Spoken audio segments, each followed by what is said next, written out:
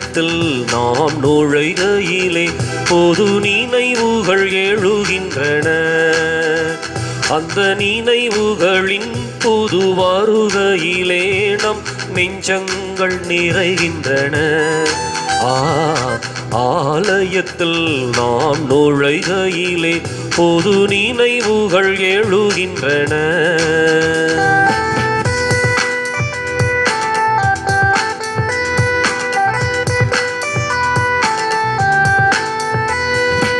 எருசலேம் ஆலயம் நுழைந்தவுடன் இயேசுவும் அங்கே மொழிந்தாரே. எருசலேம் ஆலயம் நுழைந்தவுடன் இயேசுவும் அங்கே மொழிந்தாரே. என் வீடு இது என் ஜெப வீடு, வன்கள்வர் குகையாய் மாற்றாதீர்.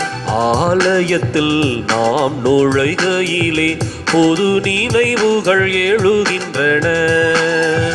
அந்த நினைவுகளின் புது வருகையிலே நம் நெஞ்சங்கள் நிறைகின்றன.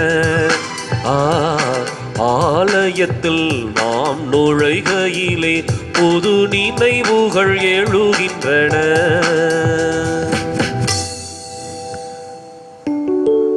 தந்தை மகன் தூய ஆவியாரின் பெயராலே ஆமென். நம் ஆண்டவராகிய இயேசு கிறிஸ்துவின் அருளும் கடவுளின் அன்பும் தூய ஆவியாரின் தோழமையும் உங்கள் அனைவரோடும் இருப்பதாக. உமான்மாவோடும் இருப்பதாக. இயேசுவில் பிரியமான அன்பு சகோதர சகோதரிகளே, இன்று நம் ஆண்டவர் இயேசு கிறிஸ்து உள்ளத்தின் தூய்மையை பற்றி பேசுகின்றார். வெளிப்பட தூய்மைக்கு முக்கியத்துவம் கொடுப்பதை விட்டுவிட்டு உள்ளத்தில் அளவில் நாம் தூய்மை உள்ள பிள்ளைகளாக வாழ நம்மை அழைக்கின்றார். நமது உள்ள தூய்மையை மாசுபடுத்துவது நமது பாவங்கள். இந்த வேளையிலே நமது பாவங்களுக்காக மனவருந்தி மன்னிப்பு வேண்டுவோம். இந்த திருப்பலியிலே இறை ஆசிரியருக்காகவும் ஜெபிப்போம். எல்லாம் அல்ல இறைவனிடமும் சகோதர சகோதரிகளே உங்களிடமும் நான் பாவியனை ஏற்றுக்கொள்கிறேன். சிந்தனையாலும் சொல்லாலும் செயலாலும் கடமைக்கு தவறியதாலும் பாவங்கள் பல செய்தேன். என் பாவமே என் பாவமே என் பெரும் பாவமே. ஆகையால் எப்பொழுதும் கன்னியான தூய மரியாளையும் வானதூத புனித அனைவரையும் சகோதர சகோதரிகளே உங்களிடையும் நம் இறைவனாகிய ஆண்டவரிடம் எனக்காக வேண்டிக் கொள்ள மன்றாடுகிறேன். எல்லாம் அல்ல இறைவன் நம் மீது இறக்க வைத்து நம் பாவங்களை மன்னித்து நம்மை முடிவில்லா வாழ்வுக்கு அழைத்து செல்வாராக. ஆமென்.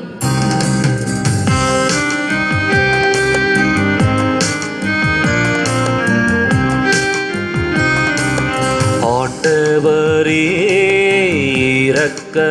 இரக்கமாயிரும். ஆண்டவரே இரக்கமாயிரும். கிறிஸ்துவே இரக்கமாயிரும். கிறிஸ்துவே இரக்கமாயிரும். ஆண்டவரே இரக்கமாயிரும். ஆண்டவரே இரக்கமாயிரும்.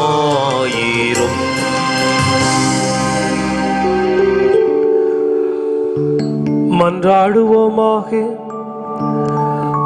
ஆண்டவரே, உம்மை நோக்கி மன்றாடும் அடியார்களாகிய எங்களிடம் இருந்து உமது கனிவிரக்கத்தை என்று எங்கள் மீது பொழிந்தருளும். இவ்வாறு எங்களை படைத்து வழி நடத்த நீரே என பெருமை கொள்ளும் எங்களுக்காக நீர் படைத்தவற்றை புதுப்பித்தவற்றை பாதுகாத்தருள்வீராக. உம்மோடு துயாவியல் இறைவனாம் என்றென்று வாழ்ந்து ஆட்சி செய்கின்ற எங்கள் ஆண்டவரும் உம் திருமகனாகிய இயேசு கிறிஸ்து வழியாக உம்மை மன்றாடுகிறோம். ஆமென். உன் பாவங்களோ எண்ணற்றவை, எனவே இவற்றை நான் செய்தேன். நான் யாக்கோபின் கூடாரங்களை திரும்பிக் கொணர்வேன். இறைவாக்கினர் எரேமியா நூலிலிருந்து வாசகம். அதிகாரம் 30, இறை வசனங்கள் 1 முதல் 2, 12 முதல் 15 முடிய மற்றும் 18 முதல் 22 முடிய. ஆண்டவரின் வாக்கு எரேமியாவுக்கு மீண்டும் அருளப்பட்டது.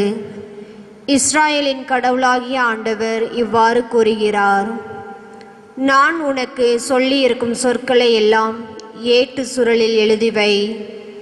ஆண்டவர் இவ்வாறு கூறுகின்றார்: உனது காயத்தை குணப்படுத்த முடியாது.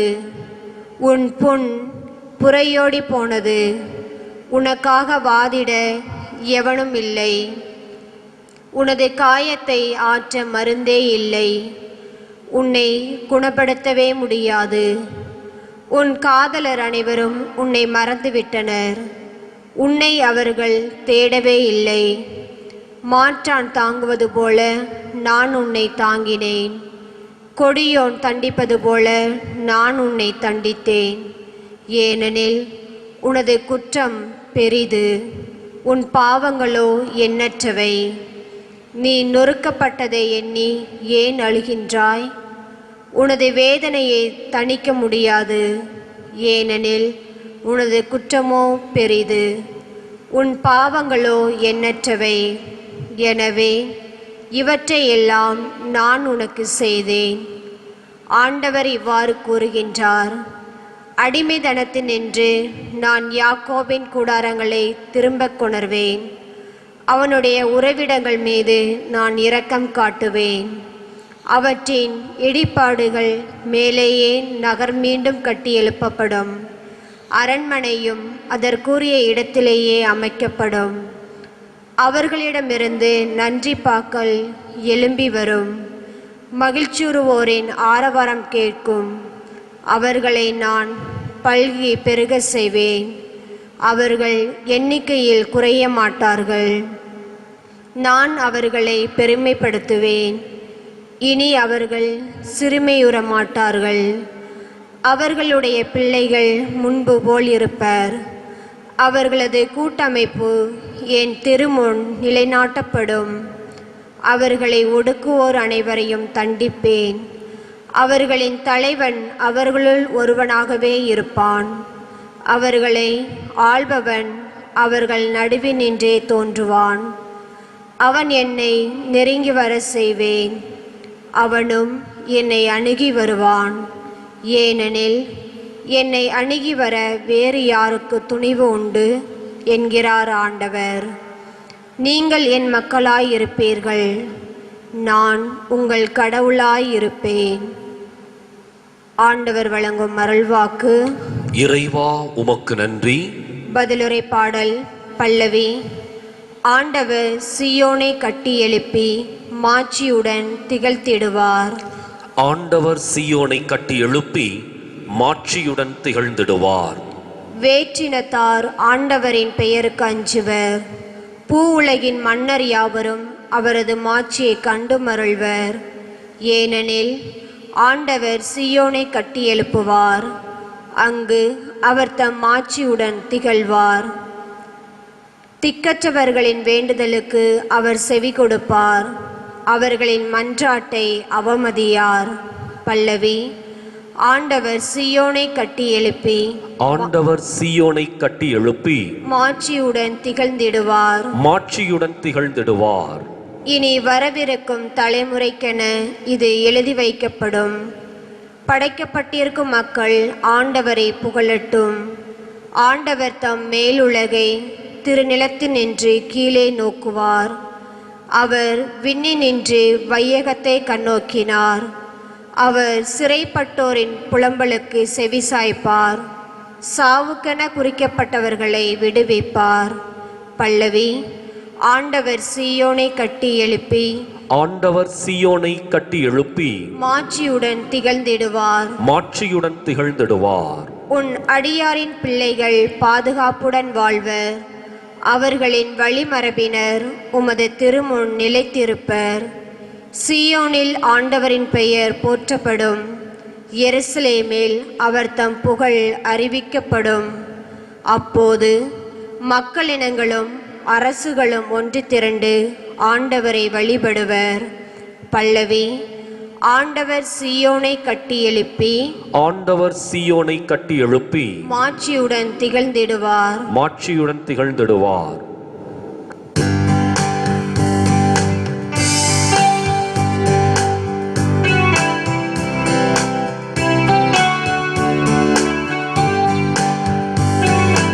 அல்லேலூயா அல்லேலூயா அல்லேலூயா அல்லேலூயா அல்லேலூயா அல்லேலூயா அல்லேலூயா அல்லேலூயா. ரபி நீரை மகன்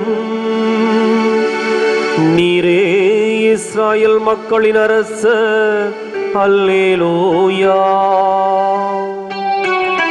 அல்லேலூயா அல்லேலூயா அல்லேலூயா அல்லேலூயா. ஆண்டவர் உங்களோடு இருப்பாராக. ஆன்மாவோடும் இருப்பாராக. புனித மத்தேயு எழுதிய நற்செய்தியிலிருந்து வாசகம்.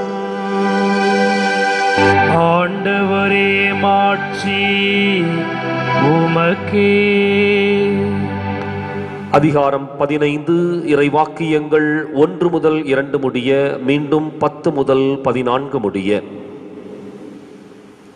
அக்காலத்தில் பரிசேயரும் மறைநூல் அறிஞரும் எருசலேமிலிருந்து இயேசுவிடம் வந்து, உம் சீடர் மூதாதையரின் மரபை மீறுவது ஏன்?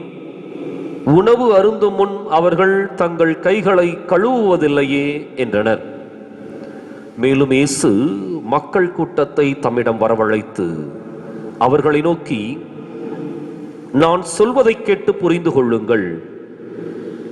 வாய்க்குள் செல்வது மனிதரை தீட்டுப்படுத்தாது, மாறாக வாயிலிருந்து வெளிவருவதே மனிதரை தீட்டுப்படுத்தும் என்றார். பின்பு சீடர் அவரை அணுகி, பரிசேயர் உம் வார்த்தையை கேட்டு மனவேதனை அடைந்தனர் என்பது உமக்கு தெரியுமா என்றனர். இயேசு மறுமொழியாக, என் விண்ணகத் தந்தை நடாத எந்த நாற்றும் வேரோடு பிடுங்கப்படும். அவர்களை விட்டு விடுங்கள். அவர்கள் குருட்டு வழிகாட்டிகள். பார்வையற்ற ஒருவர் பார்வையற்ற வேறொருவரை வழிநடத்தினால் இருவரும் குழியில் விழுவர் என்றார்.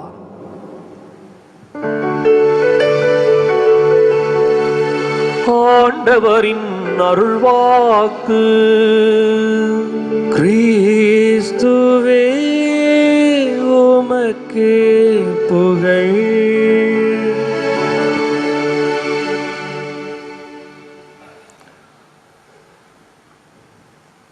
இயேசு கிறிஸ்துவின் அன்பிற்குரிய அருமையான சகோதர சகோதரிகளே,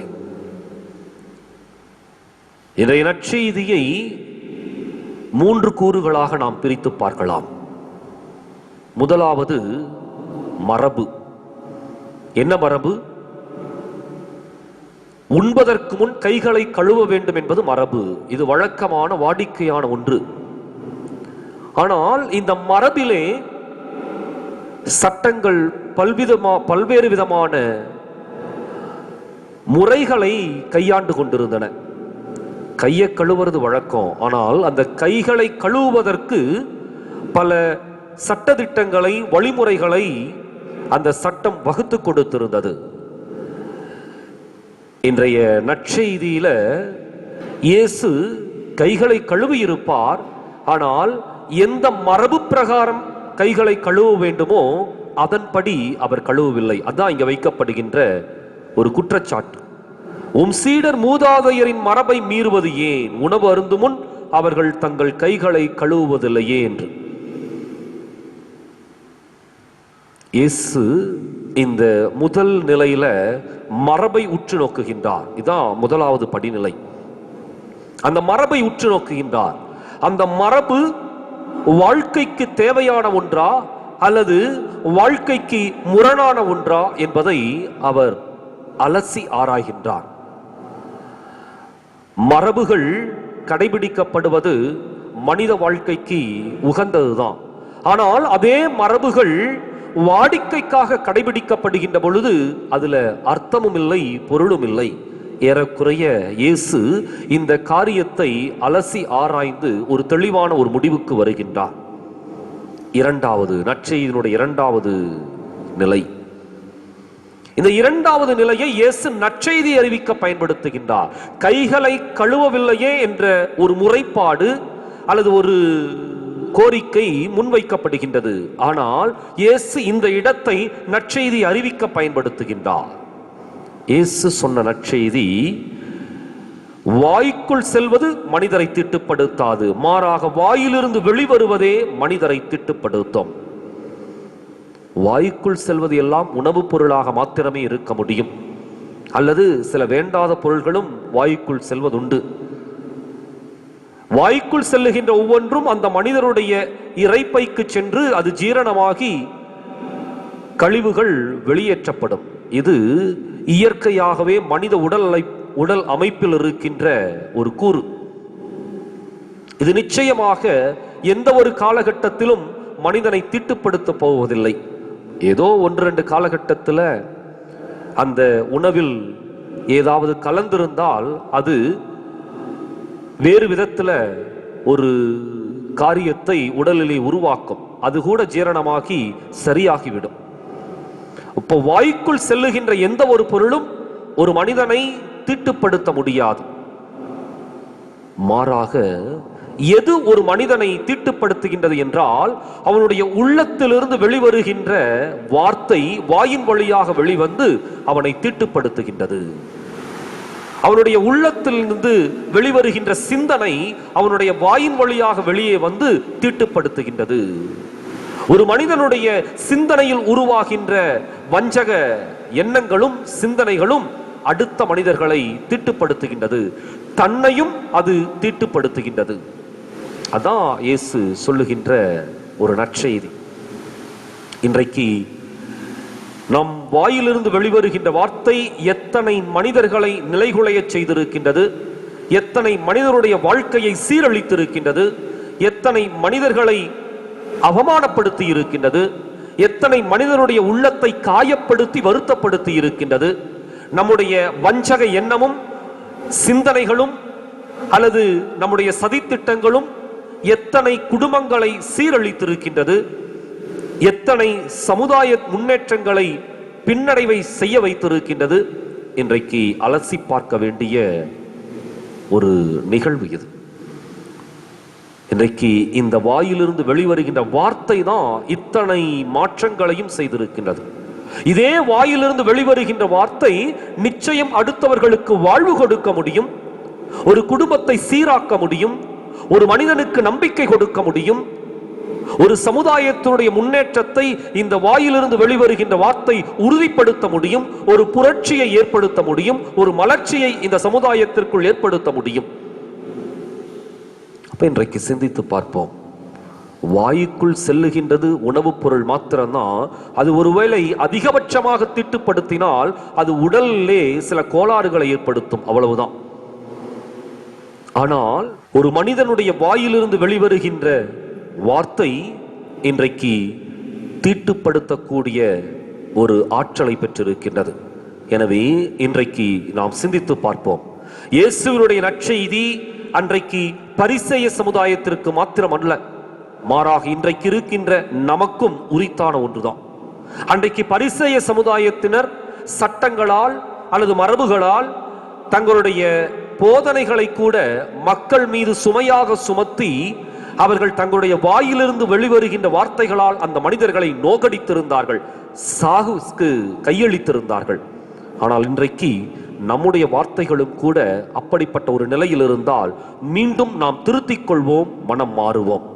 மூன்றாவது ஒரு நிலைதான் இயேசு இன்றைய யதார்த்தத்தை யதார்த்த உள்ளத்தோடு மாத்திரமல்ல நறுக்கென்று அவர் சொல்லுகின்றார்.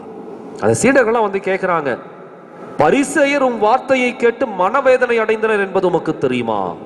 அதை பற்றி அவர் கவலைப்படவில்லை.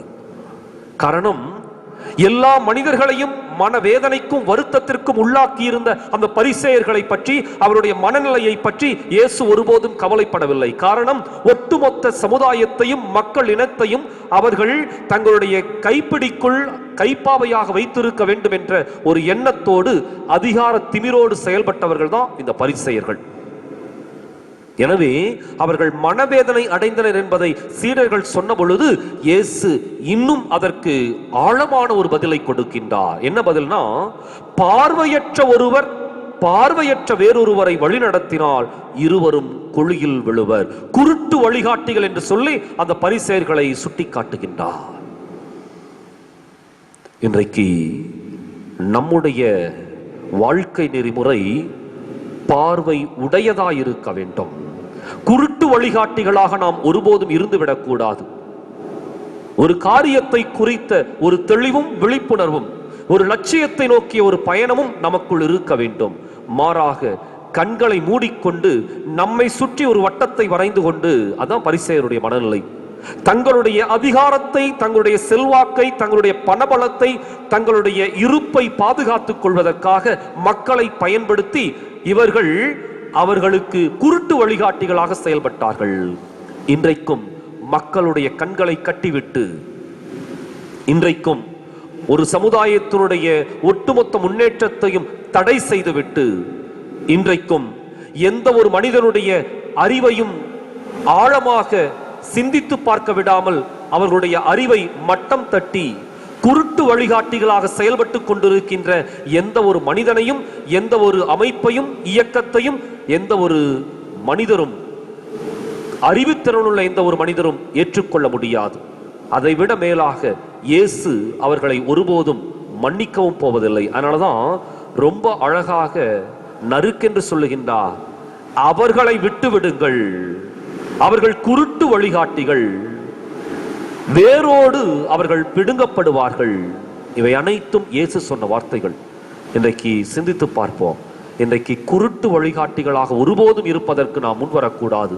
மாறாக நாம் விழிப்புணர்வோடும் தெளிவான பார்வையோடும் செல்லுகின்ற பொழுது அடுத்தவர்களை அந்த பார்வையிலே, அந்த லட்சியத்திலே, அந்த குறிக்கோளிலே வழிநடத்த தேவையான அருளை இந்த திருப்பலியில் தொடர்ந்து மன்றாடுவோம்.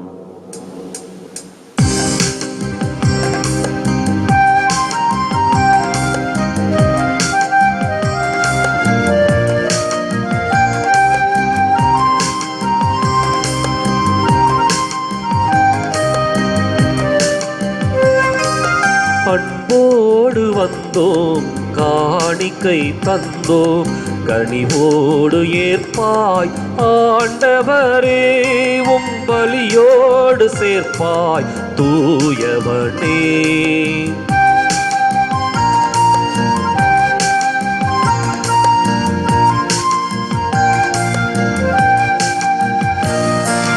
பொன்னான வாழ்வை புடமீட்டு வைத்தோம், பூவாக மனம் வீச வைத்தோம்.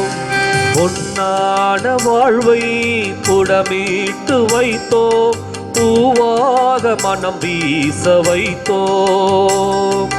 புதிரான வாழ்வே எதிரானதாலே, புதிரான வாழ்வே எதிரானதாலே, ஒளிவாக செய்வாய் ஆண்டவனே, உம் அருளோடு அணைப்பாய் மாபரனே. அன்போடு வந்தோம், காணிக்கை தந்தோம், கனிவோடு ஏற்பாய் ஆண்டவனே, உம் பலியோடு சேர்ப்பாய் தூயவனே. சகோதர சகோதரிகளை நாம் ஒப்புக் கொடுக்குமே திருப்பலியானது எல்லாமல் அன்பு ஆண்டவருக்கு ஏற்றதாக படிச்சவியுங்கள். ஆண்டவர் தமது பெயரின் புகழ்ச்சிக்காகவும் ஆட்சிக்காகவும் நமது நன்மைக்காகவும் புனித திரு அவையின் அனைத்து நலனுக்காகவும் உமது கையிலிருந்த பலியை ஏற்றுக்கொள்வாராக. ஆண்டவரே, இக்காணிக்கைகளை கனிவுடன் புனிதப்படுத்தியர்கள் உம்மை வேண்டுகின்றோம். இந்த ஆன்மீக பலியின் காணிக்கையை ஏற்று எங்களை உமக்கு நிலையான கொடையாக மாற்றுவீராக. எங்கள் ஆண்டவராம் கிறிஸ்து வழியாக உம்மை மன்றாடுகிறோம். ஆமென். ஆண்டவர் உங்களோடு இருப்பாராக. உம் ஆன்மாவோடும் இருப்பாராக. இதை எங்களை மேலே எழுப்புங்கள். ஆண்டவரிடம் எழுப்பியுள்ளோம். நம் இறைவனாகிய ஆண்டவருக்கு நன்றி கூறுவோம். அது தகுதியும் நீதியுமானதே.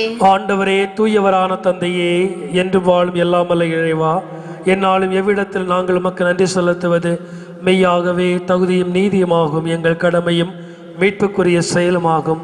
உமது வார்த்தையான அவர் வழியாகவே அனைத்தையும் படைத்தீர். அவரையே மீட்பராக ஈடேற்றுவராக எங்களுக்கு அனுப்பினீர். அவர் தூய் ஆவியால் உடலெடுத்து கன்னிமரியாளிடமிருந்து பிறந்தார். அவர் உமது திருவுளத்தை நிறைவேற்றி புனித மக்களை உமக்கு பெற்றுத்தர தம் கைகளை விரித்து பாடுபட்டார். இவ்வாறு அவர் சாவி வென்று உயிர்ப்பை வெளிப்படுத்தினார். ஆகவே வானதூதரோடும் புனித அனைவரோடும் சேர்ந்து நாங்கள் மாட்சியை புகழ்ந்துரைத்து ஒரே குரலாய் சொல்வதாவது: தூயவன் தூயவன் தூயவன், வான்படைகளின் கடவுளாம் ஆண்டவர், விண்ணகமும் மண்ணகமும் உமது மாட்சியால் நிறைந்துள்ளன. உன்னதங்களிலே ஓசன்னா. ஆண்டவர் பெயரால் வருகிறவர் ஆசீர் பெற்றவர். உன்னதங்களிலே ஓசன்னா. ஆண்டவரே, நீர் மெய்யாகவே தூயவர், தூய்மை அனைத்திற்கும் ஊற்று. ஆகவே உடைய தூய ஆவியை பொழிந்த காணிக்கைகளை தூய்மைப்படுத்த வேண்டுகிறோம். இவ்வாறு எங்கள் ஆண்டவர் இயேசு கிறிஸ்துவின் உடலும் இரத்தமாக எங்களுக்கு இவை மாறுவனமாக. அவர் பாடுபட உளம் கனிந்து தம்மை கையளித்த போது அப்பத்தை எடுத்து நன்றி செலுத்தி அதை பிட்டு தம் சீடருக்கு அளித்தவர் கூறியதாவது: அனைவரும் இதிலிருந்து பெற்று உண்ணுங்கள், ஏனெனில் இது உங்களுக்காக கையளிக்கப்படும் என் உடல்.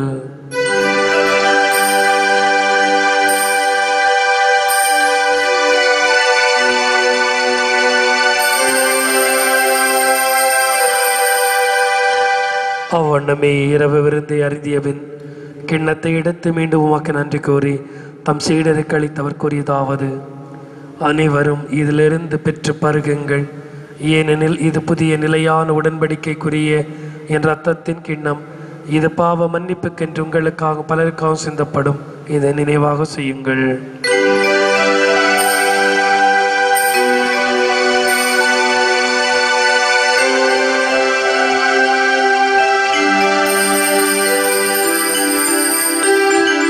நம்பிக்கையின் மறைபொருள். ஆண்டவரே, நீர் வருமளவும் உமது இறப்பினை அறிக்கையிடுகின்றோ, உமது உயிர்ப்பினையும் எடுத்துரைக்கின்றோ. ஆகவே ஆண்டவரே, நாங்கள் கிறிஸ்துவின் இறப்பினையும் உயிர்ப்பினை நினைவு கூர்ந்து வாழ்வு தரும் அப்பத்தை மீட்பளிக்கும் கிண்ணத்தை உமக்கு ஒப்புக் கொடுக்கின்றோம். உம் திருமணம் என்று ஊழியம் புரிய தகுந்த நீங்கள் ஏற்றுக்கொண்டு எனவே உமக்கு நன்றி செலுத்துகிறோம். மேலும் கிறிஸ்துவின் உடலிலும் ரத்தத்திலும் பங்கு கொள்ளும் எங்களை தூய ஆவியார் ஒன்று சேர்க்க வேண்டும் என்று உம்மை தாழ்மையுடன் மன்றாடுகிறோம்.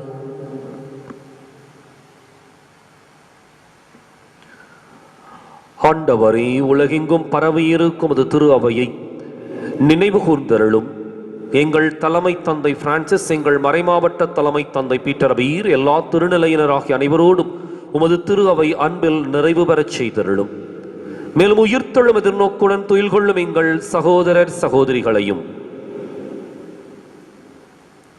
இறந்தோர் அனைவரையும், குறிப்பாக தொற்று நோயிலே இறந்த சகோதர சகோதரிகளின் ஆன்மாக்களையும் இரக்கத்துடன் நினைவு கூர்ந்து உமது திருமுக ஒளியினுள் ஏற்றருளும். எங்கள் அனைவர் மீதும் இரக்கமாயிரும். கடவுளின் கன்னித்தாயான மாட்சிமிக்க மரியா, அவருடைய கணவரான புனித யோசேப்பு, புனித திருத்தூதர்கள், இவ்வுலகில் உமக்கு உகந்தவராய் இருந்தோர் ஆகிய புனிதர் அனைவருடனும் நாங்கள் நிலை வாழ்வில் பங்கு கொள்ளும் தகுதி பெற்று உம் திருமகன் இயேசு கிறிஸ்து வழியாக உம்மை புகழ்ந்தேத்தும் வரமருள உம்மை மன்றாடுகின்றோம்.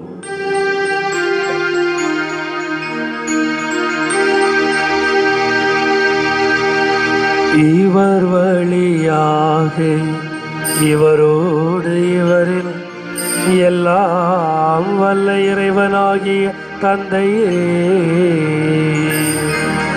பரிசுத்தாவியில் ஒன்றிப்பின் எல்லா புகழும் ஆட்சியும் என்றென்றும் உமக்கே உரியதே. ஆமென். ஆமென். ஆமென்.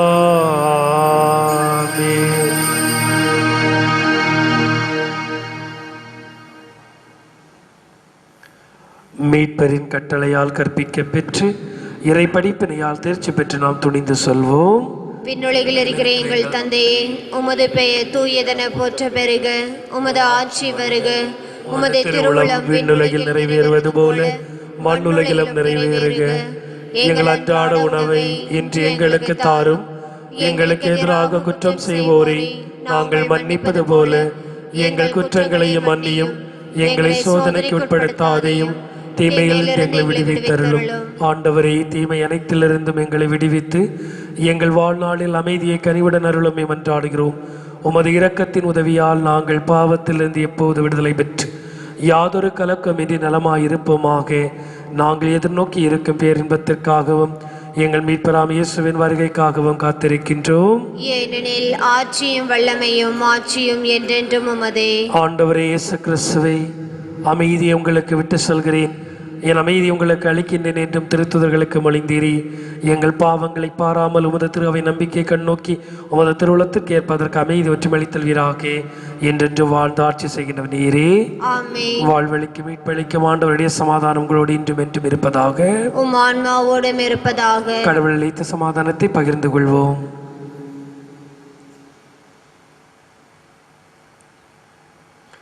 உலகின் பாவங்களை போக்கும் இறைவனின் செம்மறியே, எங்கள் மேல் இரக்கமாயிரும். உலகின் பாவங்களை போக்கும் இறைவனின் செம்மறியே, எங்கள் மேல் இரக்கமாயிரும். உலகின் பாவங்களை போக்கும் இறைவனின் செம்மறியே, எங்களுக்கு அமைதியை அளித்தருளும்.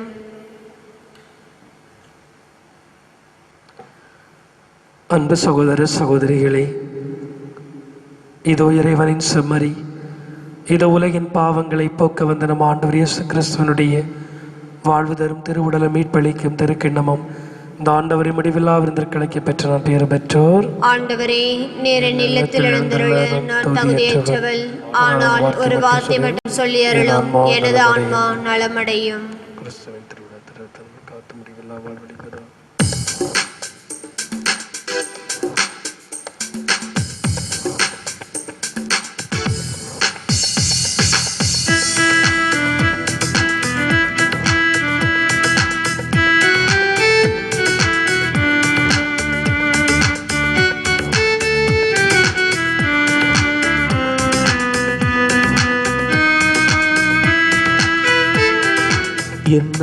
என் இயேசு என் உள்ளம் தேடி வருகின்ற நேரம் இது.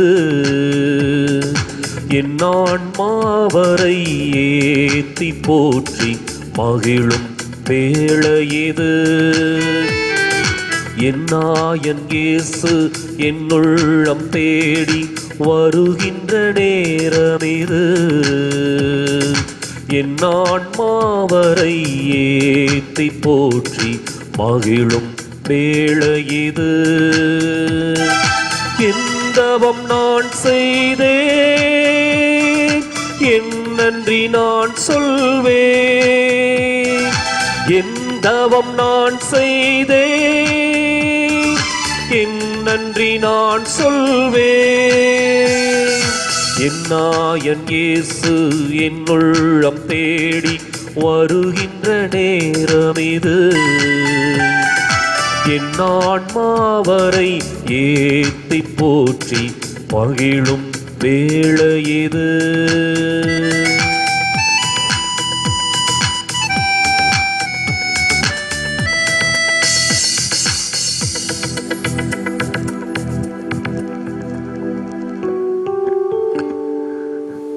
நன்றியோடு மன்றாடுவோமாக. ஆண்டவரே, விண்ணக குடையால் புதுப்பிக்க பெற்ற நாங்கள் உமது முடிவில்லா உதவியையும் உடனிருப்பையும் பெற்றுக்கொள்ள செய்தருளும். எங்களை என்றும் கனிவுடன் காக்க தவறாத நீர் நிலையான மீட்புக்கு எங்களை தகுதியுள்ளவர்களாக ஆக்குவீராக. எங்கள் ஆண்டவராம் கிறிஸ்து வழியாக உம்மை மன்றாடுகிறோம்.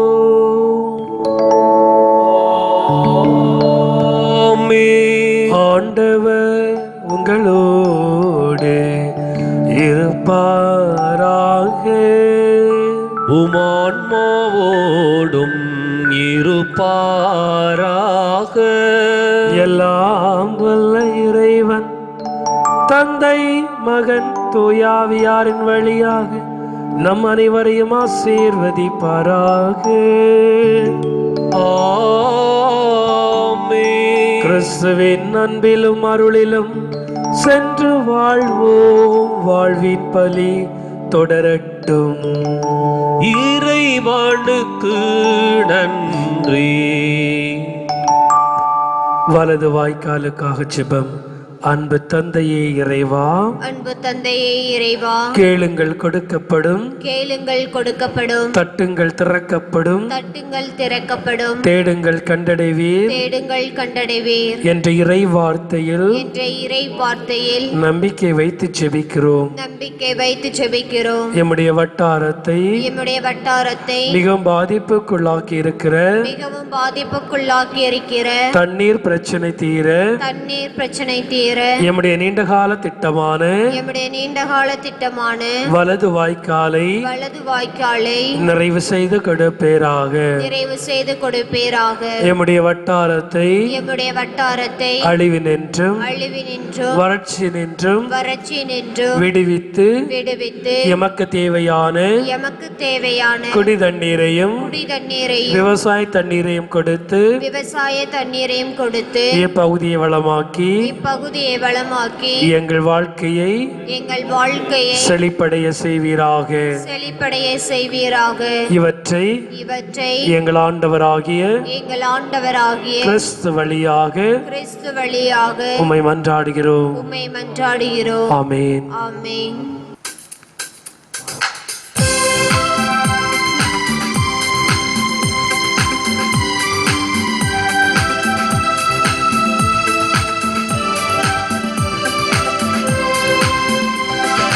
அன்னைக்கு கரம் குவிப்போம், அவள் அன்பை பாடிடுவோம், அவள் அன்பை பாடிடுவோம்.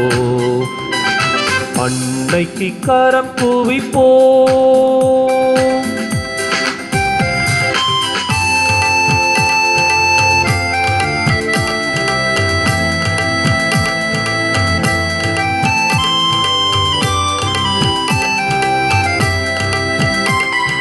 பாவமதால் மனிதன் அருள் இழந்தான், அன்று பாசமதால் அன்னை கருணை கொண்டாள்.